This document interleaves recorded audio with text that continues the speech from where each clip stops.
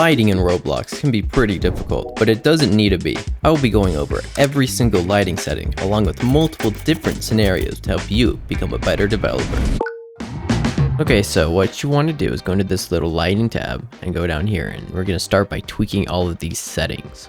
So ambient is defined as the lighting you apply to areas that are occluded from the sky, such as indoor areas. Now, what that means is this affects the color of the shadows. So if you make it lighter, the shadows become lighter. If you make it darker, the shadows become darker. Now, you can also give it a hue. You can make it a little bit blue. You can make it a little yellow. You can just change the color to anything you want. Now, what I recommend is making the light a little bit blue in the shadow to make it look a little bit cooler. Then we're gonna skip all of these, go into the lighting style. Now, I always recommend using realistic, but if you want to optimize performance, then soft is the option you want to choose. Next is the brightness. Now, the brightness is the intensity of illumination in the place or in the game. What I would describe it as is how bright the sun is. So if you increase this, everywhere where the sun hits, it's brighter. So for realistic looking games, I like setting this pretty high because the sun is in fact bright. Next, we'll talk about color shift bottom. Now, color shift bottom is defined as the hue represented in light reflected in the opposite surfaces to those facing the sun or moon.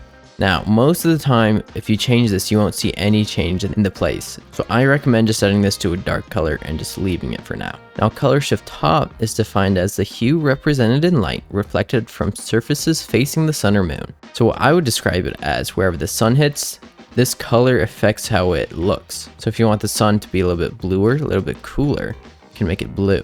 Or you can make it yellow to make the scene feel warmer. And that's what I typically recommend, just giving a little bit of yellowish hue.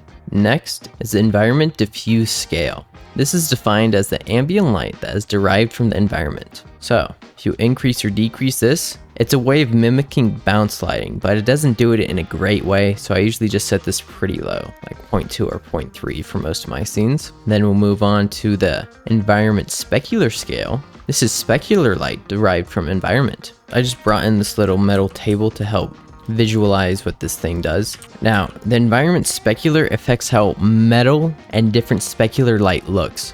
So if you bring this down, metal will look flatter and won't reflect light as much, or even at all if it's at 0.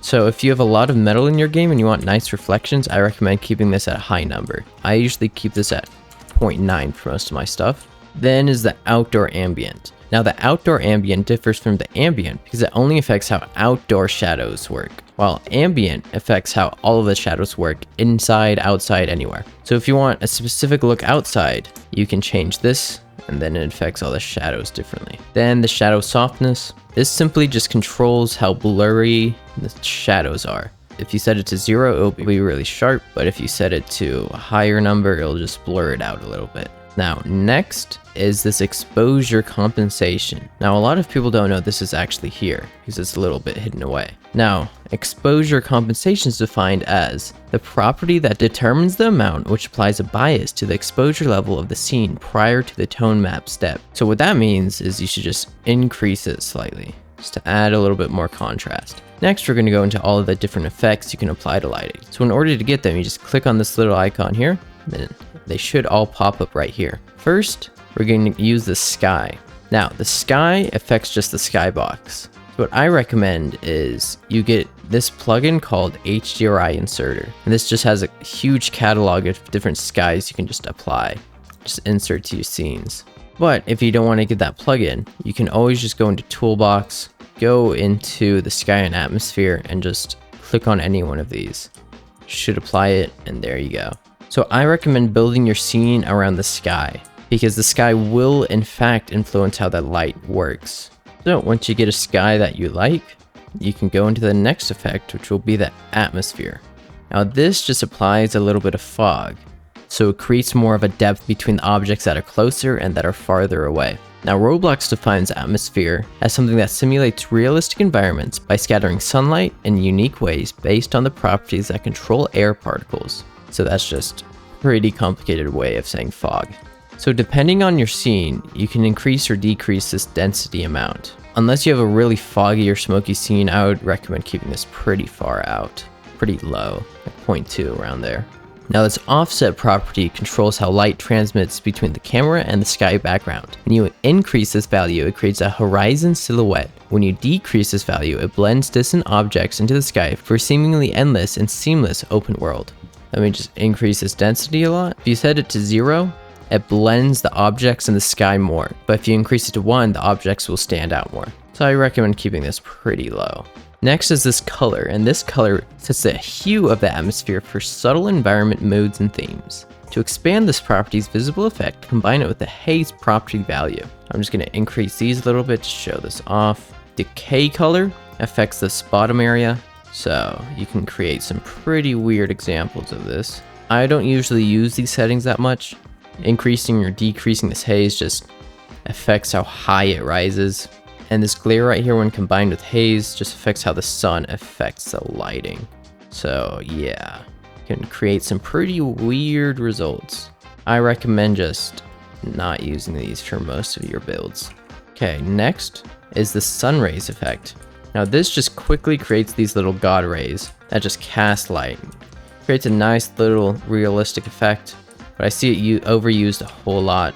So I would just recommend, first of all, going into your sky texture and decreasing this sun angular size. Just set this to 5. It makes it a lot smaller.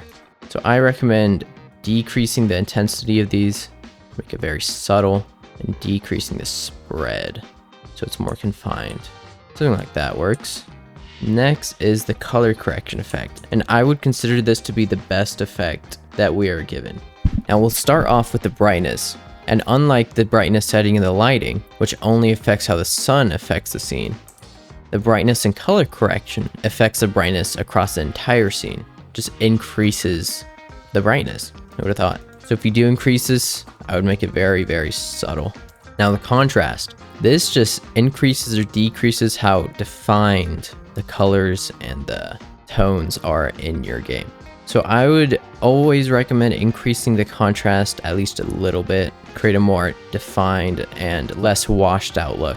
Now for the saturation, it boosts the colors or makes it black and white. Now depending on if you want a realistic or unrealistic scene, you can increase or decrease this. For most realistic scenes, I would recommend decreasing this just a little bit. If you want like a cartoony scene, then you can just increase this. Now the tint color is just a color that's going to tint over the whole scene. So just make it red, make it blue, make it anything. If you do use this, I recommend being very subtle. So if you want a little slight blue to make the scene feel a little cooler, you can do that. Or if you want it to be yellow to make it a little warmer, you can do that too.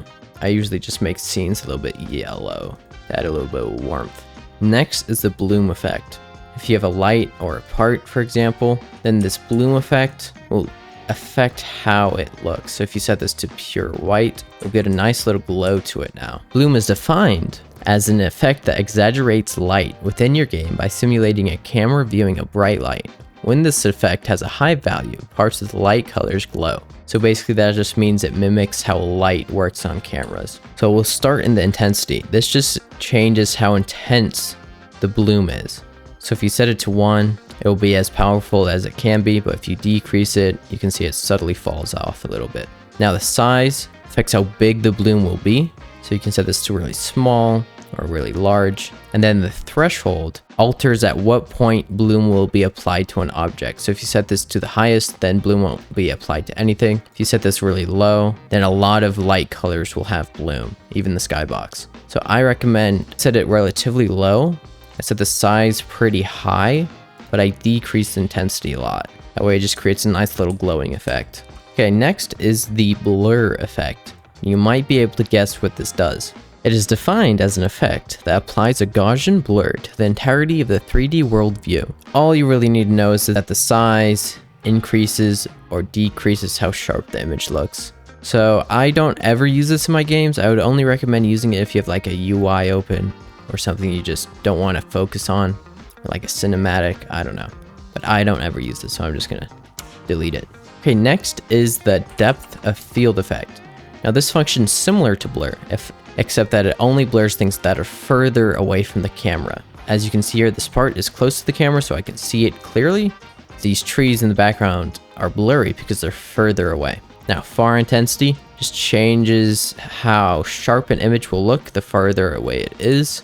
As you can see, those are really blurred out back there. Now the focus distance is the distance away from the camera that things are in focus. So if you increase this, then the focus distance will be further away from the camera, meaning this rock is now in focus because I increased the amount of focus distance. So you can set this to really far away if you wanted to for some reason. So it just changes how the blur affects and where it affects. Now the in focus distance controls the distance away from the focus distance where no blur is applied. So that basically just means if it's blurry or not right in front of your camera. So as you can see here, it's really blurry since this is set to 0. If I increase it, it no longer is blurry. And then the near intensity is just the intensity of the near field blur. Now what I recommend doing, setting this to 0, setting in focus to 50, setting the focus distance to 0, and then just changing the far intensity to making things that are very far in the background just slightly blurry. You don't want to overdo it or anything. Pardon my interruption, but if you find this video helpful, then consider helping me reach my subscriber goal of 10,000 by the end of the year. I also just made a Discord server, so if you're looking for a place to help you grow as a developer, or if you have any video ideas, then consider joining. First of all, you're gonna have to make it night. And the way you can do that is simply by going into the lighting property and then changing this clock time. And this just runs on the regular 24-hour clock schedule. So if you set it anywhere past 18, it'll become night. So if we just kept with the daylight settings we had, the scene is just way too dark. Now, you might be surprised to hear that night is in fact dark, really dark. But games shouldn't be really dark, because if a game is so dark that players can't even see in front of them, then that's just bad gameplay, and you don't want to have bad gameplay in your games, right? So we're going to tweak the settings slightly from what we had during the day. Mainly what we're going to do is increase this ambient to make it a little bit lighter. You can make it even more blue now if you really wanted to. And now the color shift top is being reflected by the moonlight instead of the sunlight. So instead of making this yellow, you can make it a little bit blue. And now you can increase this environment diffuse scale if you want a more pronounced moonlight. But don't do it too much because the moon really isn't that bright. And what I like to do in night scenes is increase this atmosphere more. That way you can't see as far and it mimics more of a darker setting. And since technically in real life night is less contrasty than day, you can just decrease this contrast if you really wanted to a little bit. I'm just gonna leave it at 0 for now. Okay, so first we're going to start off with this common little error I see. So if you have light bleeding through your walls, then they're probably too thin. So you can just increase the scaling up like this and it will go away. But if you obviously don't want your walls to be this size, another thing you can do is just go into your lighting settings and just bring this down, and that'll help it a little bit. So yeah. So first, we're going to start with the point lights. Now what the point light does is that it emits illumination from a single point. That just means that light emits from this one point in a sphere like this. You can increase the brightness. This simply just increases the brightness. And then you can change the range. This is how far it will be emitted. So you want it to be massive, you can do that. And then you can enable shadows. I recommend doing this for all of your lights. That way it actually casts some shadows instead of just being a flat little light. Then the color, as you might expect, changes the color. I'm just going to show you some ways that I would recommend using point lights in your interior lighting. So starting with any light that really isn't covered, so like this light bulb. Something that would be covered is like this lamp. So I wouldn't recommend using just a point light. I would recommend using some spotlights and such, but we'll get to that later. And another thing is that I would recommend putting all of your lights in an attachment. This way you can easily move it instead of putting it apart, because that can get in the way sometimes. Now, whenever you're doing point lights, I always recommend adding at least 2. This is because point lights have a really ugly looking fall off. It looks like it just radiates an area then just blurs off instead of having a nice soft fall off. So I typically try to fake this by adding in multiple and decreasing the range each time, and then decreasing the brightness manually, so it just is as if it's like a gradient. Now some instances I would use a point light is with candles mainly, light bulbs as I mentioned earlier, and then lights like this. You can also use a point light, but point light is my personal least favorite of all of the light options. So whenever I do use a point light, I always combine it with other light types, which I'll get into later. Okay, so next we're going to be going over some spotlights. Now, spotlights are defined as a light source that emits light directionally in the shape of a cone with a spherical base. Basically, it's like a point light, but it only emits light in one direction, so just straight down. Now, the settings are pretty much the same. Brightness increases the brightness, range increases how far it is, and then the angle is how wide this cone will be. So if you set this to like really low, like 45, it'll be a more sharp angle. If you make it wider, it'll be wider. So different use cases. Now, whenever I make lights, I always recommend setting the range to just about floor level, maybe a little bit lower. This way, creates a nicer fall off if it just barely hits the floor instead of going straight through the floor. Now, some common use cases for spotlights are flashlights, like right here, lights like this that you just want to cast downward, and then lamps like this. Basically, anything that covers a light source so it filters through a cone. That way, it just makes sense that the spotlight would have that shape. Next, we're going to be talking about my favorite type of light, the surface light. Now, a surface light is pretty similar to a spotlight, but instead of emitting from a single point, it emits from a face. So you can scale this to as long as you like, and it just emits completely from this. Now, all of these settings are pretty similar to the spotlight. The angle just increases or decreases the angle. If you set it to 0, it'll be pretty sharp like this. If you increase the angle, it has a softer fall off. The range is the same, the brightness is the same. Now, the best use cases for this are longer tube lights like this, where it doesn't emit from a single point but stretches. So any panels, any like billboards or signs you want to use, TVs are a good one. Now, unfortunately, the surface light doesn't take the shape of the object, it just takes the sizing. So as you can see here, the light emitted isn't a triangle, it's a square, but the dimensions are the same. But the best results always come from combining different light types throughout the scene. So you don't want to only just use point lights, you want to use a combination. And even using multiple different light types for a single light, like having point lights and spotlights coming from a lamp, and so on and so forth. And this just creates a more unique and realistic looking scene. Okay, next we're going to be talking about windows. Now, the sun is bright, so having windows will automatically brighten up your room a lot from all the bounce lighting. But unfortunately, Roblox doesn't have bounce lighting. So you can either add some lights to this, or what I recommend is increasing the ambient just a little bit. So it just brightens up the room a little bit more. Now, another thing you can do is adding little point lights from the window that will cast light in. Now, this is manual lighting, and it does take some time to get right. This scene's pretty messy, so you might want to change some things. But what I recommend is adding a couple lights and having them orientated slightly differently so it creates more unique looking shadows. When you're doing this, don't make something like this. Now, this doesn't look good because the shadows are pretty messy and it's just not really illuminating where the window is. This is mainly because these windows are too small to cast light in well. So if you do add some manual lighting from the windows, make sure that they're adequately sized.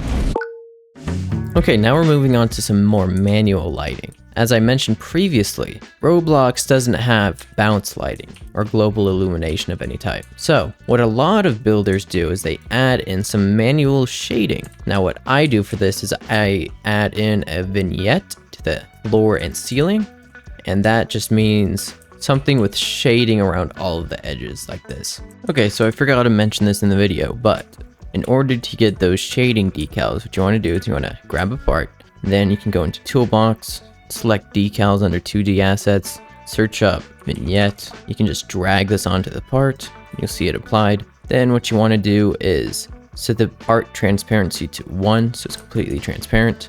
I would also recommend disabling the cast shadow and making this completely flat. Then what you could do is, since this image is black, changing the color won't do anything, but I recommend increasing this transparency a little so it's not as dark. And then I add in a little black gradient to the walls. Now the key thing about this is to be subtle. You don't want a super dark texture because that's pretty distracting. You just want it to be subtle, as if it's meant to be there. And it just really adds just a little bit more depth to the scene. Now I add this to every single little corner, and I think it just looks a little bit softer. It makes the edges look more cohesive and such. And it's pretty quick, and it doesn't really cause that much lag. Now the next thing you can do for manual shading is adding little shadows beneath every object. Now for these shadows, it's just a square little glow with a little bit of blur on the edges. Now again, the key thing with this is to be very subtle. It wouldn't look great if you just had a little black blob, because that wouldn't look realistic and it's pretty distracting. Just underneath every object, just add a little bit of shading, a little bit of shadows.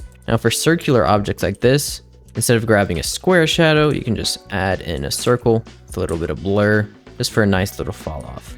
Now what I see people do sometimes is adding shading to every single object in the scene. And while you can do that, it does take a long time to add it to every object and have it looking good. So really, you want to weigh your options and decide if it's a good use of time to shade every single object, or if your time would be better spent refining the things that you do have. So if you have a small little showcase, then yeah, you can add shading to every object. But if you have a massive map with thousands of rooms, then it's probably not worth your time adding little bits of shading to everything. Now for the final piece of manual lighting is adding in just little soft point lights around the scene just to brighten it up a little bit. Now the way I do that is by just adding little attachments with just 2 point lights, creating a nice little fall off that just brightens up the scene a little bit. It's important that you put this where light is emitted from, so it makes sense. You wouldn't want it just in the middle of the room where no light is. So yeah, just put it in the corners and such. It just brightens up the room quite a bit and just looks pretty nice. Oh yeah, another thing I should mention is that all the time I see people making their point lights completely a saturated ugly yellow, and this just looks terrible. If you're making a yellow light, you want to be subtle with it. Most room lights like this cast a very faint yellow, and really only fire or flames cause a really deep, dark, rich, saturated yellow. So keep it unsaturated. Okay, let's go over some horror lighting. Now before we begin, I'm just going to say that your scene will probably look different from mine, so don't copy exactly what I do. Just use these basic principles and then just go on from there. Now, most horror games will probably be set at night, so make sure your sky's night, and should probably be gloomy and dark, have a moody scene like this. So let's go into these lighting settings first, and as you can see, the ambient's pretty low, so it just adds a nice little darkness to the shadows. You can set the brightness high, it doesn't really matter, it just affects how the moonlight hits the scene. Set the environment diffuse scale to 0.2, the specular to 0.9, that way you still have some nice reflections in the metal. Make sure the lighting style is set to realistic. The outdoor ambient doesn't matter since we're inside. Shadow softness, you could honestly set this to like 0.2, but it really doesn't matter. Okay, now for these lights, they're pretty simple. I have 2 different attachments for the point light and the spotlight. That way I can position them differently because I typically want point lights lower. That way they're just not casting directly onto the ceiling. But yeah, I like having it lower so it affects the walls differently. Now these point lights are set pretty low brightness wise, that way it doesn't overexpose the scene or anything. Set the color just be slightly yellow, and as I did before, I set one to be slightly shorter in range and slightly brighter, and one slightly further in range and less bright. That way it creates a nicer looking fall off. That's something I recommend everyone do. Now for these spotlights, this will hit the floor and be the main lighting for all of these objects, so I increase the brightness and the angle. And it follows the same principles as the point lights, having one be a softer fall off and one being more of a direct one. You want the range to be just at touching the floor, slightly past it even. Keep the brightness low because you don't want the scene to be too bright. Honestly, you could even increase it a little bit more. I kind of like that. And then you basically just copy and paste these all around. Now for every scene, I recommend having different light sources across the scene instead of just plain old ones across the ceiling. This way it creates more dynamic and unique looking lighting array, and it plays with the shadows a little bit more, so you get more interesting little reflections, and it just creates a nicer look in my opinion. So just add a little weird lights around that will just break up the scene and the homogeneity of the lighting. So I have this little lamp here, just casting some light, just 3 point lights, each one with increasing brightness and fall off. That way it creates a nicer gradient. And then I have this flashlight here to highlight that back wall a little bit more. And this is just a spotlight with the brightness set pretty high for this scene. The range just barely touching this back wall. That way it creates a nicer fall off instead of being harsh like that. And the angle, you don't want to be too extreme with the angle, but you want it to actually hit the scene. So yeah, this is my basic little setup for most of the horror scenes I'll do. One thing I would change in the scene is just adding more areas where light could emit, just so it creates more interesting shadows. But there's nothing that would really make sense for the scene, so yeah, that's why it's like this. And again, I use some manual shading, just some decals with different gradients and such, just to add some more darkness to these corners and the roof. Just add some more depth, some more realism to the scene, and it looks pretty nice. Okay, particles. They can be used to create nice lighting effects for a variety of different objects. Now, one thing I forgot to mention in previous parts of the video is that typically you want to make any part that emits light to be a neon material. This way it just creates a stereotypical glow around it, just makes it look a little bit nicer. Now first, we're going to be going over these little vignettes. Now technically these aren't particles, these are simply just decals with images, but as you can see, they create nicer little fall-offs around the edges. And you can use different ones for different lighting scenarios. So if you have a dirty scene or a horror scene, you can create a little grungy vignette, or you could just have a nicer fall off. It's a variety of different use cases, and then increase or decrease the transparency accordingly. You can change the color. It's pretty simple. Now, in order to create these glowing particle effects, what you want to do is you want to add an attachment and a particle emitter and a point light. Now for the particle emitter, you want to set the light influence to 1. You could increase the light emission, but I'm just going to leave that at 0 for now. Make sure the orientation is facing the camera. That way the effect will always work. Now for the size, what I like to do is you want the start and the end to be about exactly the same. That way there's less flickering going on. Because if you set the one really high, every time a new particle spawns in, it'll get this weird little flicker, which I think looks pretty bad. So you want to start small and then increase, then go back down. This way it creates a little humming glow effect, if that makes sense. Now to add more variation, you can increase or decrease this envelope right here. That means this value could be anywhere within this range. So it could be like 9, it could be 4 or something. So if you just increase this, it'll add more variation. But I wouldn't go over the top because it can also add to the flicker, which I just personally don't like. Then for the transparency, it's basically the same principle. You want it to be pretty transparent at the start and the end. That way there's no ugly flickering going on again. You want the transition to different particles to be as seamless as you can. That way it's not as distracting. You could even set it to completely transparent at the start and the end. And then you want it to increase in transparency. That way you can actually see the particle. You can add some variation through the envelope. Then the lifetime set to 2, meaning the particle will last for 2 seconds. And then the rate is set to 2, meaning that 2 will spawn every second. That means 4 particles will exist at once. That way it just creates a nice little effect and looks a little bit more seamless. Then we'll get into the rotation and rotation speed for these other particles, but for this type of glow, you can just leave that as it is. If you wanted to, you could increase speed, and that will just cast it up. I recommend just keeping this at 0. Then the other setting I recommend changing is the time scale. Decrease this from 1, it will slow the particle animation. So at 1 is the normal speed, and as you can see, this is playing pretty fast. So what I recommend doing is just decreasing this slightly so it's a little more drawn out, a little slower animation. Now all of these other glow effects follow the same principles as this one. They actually copy the exact same settings except for the rotation. Since you can actually see some differences across this texture instead of just being a blob like this one, you could benefit from adding some rotation. So I just set it to -360 and 360 so it's completely random, and then add just a little bit of rotation speed. That way you can see it moving slightly. And everything else is exactly the same. Now the reason we add point lights is so that it affects the light emission. This creates more realistic lighting glow. And these point lights don't have to be anything special. Usually the point light can be replaced by the actual light source you'll be using. The source itself doesn't need to have any specific settings to create this effect.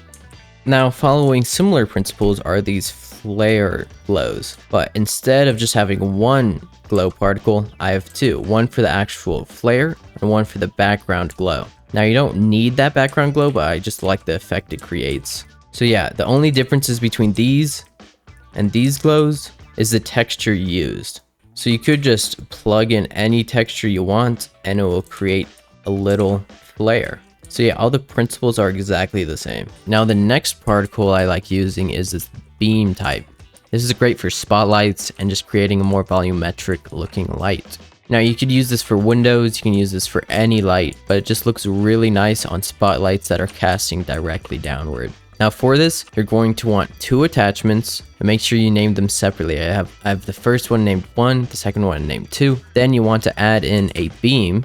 Now with this beam, you want to first set the attachment 0 to the first attachment you have, and then attachment 1 to the second attachment you have. Then you want to position these however you want. The second attachment should be at the bottom, the first attachment should be at the top. Then go into here, set your texture mode to stretch, then adjust this texture length. Most of the time setting it to 1 will work the best. Then you can just adjust it to however you want it to look. I always recommend just putting the attachment on the floor and the top one on the actual light itself. Now similar to those glowing lights, I recommend setting the beam light influence to 1. This way the light actually affects it. And for this one, I have the light emission also set to 1. Now for the transparency, I always recommend making it fully transparent at the bottom. That way you can't see the seam of the texture, and just creates a nicer looking fall off. You can add different points to change the fall off and such. And then I also recommend setting the starting bit to at least somewhat transparent, so it's not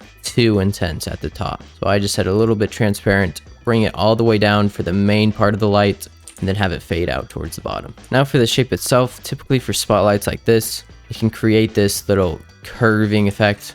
So yeah, just set this width to fit the light size. If you have it too big, it will look weird and will clip outside of the light, which just looks pretty bad. So I just recommend setting the width 0 to slightly smaller than the width 1. That way it creates a nice little arcing effect. Then the spotlight itself, I just recommend making sure the angle is at least somewhat close to the arc of the beam. If it's too narrow, then the light casted won't fit properly, and if it's too wide, it also won't fit properly. So just have it somewhat close so it fits better, and you want the range to be somewhat close to the floor.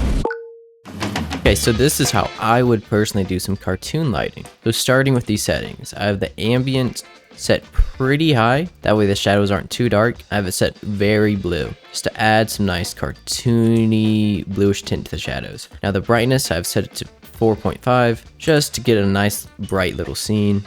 The color shift top, I make very yellow, that way anywhere where light's hitting, it's nice and bright and yellow and adds a nice contrast to the blue shadows. Then the environment diffuse scale, since this isn't a realistic scene, I have it set pretty high, that way the shadows aren't too dark and moody. Then I have the environment specular set pretty high for similar reasons. Outdoor ambience the same as ambient, because this is an outdoor scene, so it doesn't really matter that much. Then I increase this shadow softness pretty high, just to get some sharper shadows. I know some people who like increasing this for cartoony scenes, but I don't like doing that. Then you can go down to this exposure compensation and increase it a little bit, just adds a little bit more brightness. Then the sky, I think, is what really carries the scene. If you delete it, everything looks really dull and bland. So just adding a nice cartoony sky to the scene just helps a lot. Now for the atmosphere, I have it set pretty dense, just to get a nicer looking fall off in the distance. And I have the offset set to 0, and I didn't mess with these at all. Then for the bloom, decrease the threshold a lot so it affects a lot of objects, increase the size a ton, and decrease intensity so it's not overbearing or anything. Just a nice little glow in some areas. It might be even a little too intense right now. Then the color correction, I brightened it up a little bit just so it hurts your eyes a little. And then I add some contrast to get a nice punchy look, so it doesn't look too washed out or anything. Then I have the saturation increased a little bit, since it's a cartoony scene, colors are meant to be vibrant or something like that. Then for the tint color, I just set it to a little bit more bluish. Don't go over the top with this, just to make it feel a little bit cooler. The sun rays, just set the spread very low and the intensity very low, just so it creates a nicer looking glow around the sun. If you go over the top with this, it will just overexpose everything and just look terrible. Congratulations on reaching the end of the video. I hope I went over everything that's useful. If I did miss something, then please comment what, and I'll make a second video on lighting in the future. And as I mentioned previously, I made a Discord server, so feel free to join that. This video took me a while to make, so don't forget to subscribe and like to help me in the algorithm. Okay, goodbye now.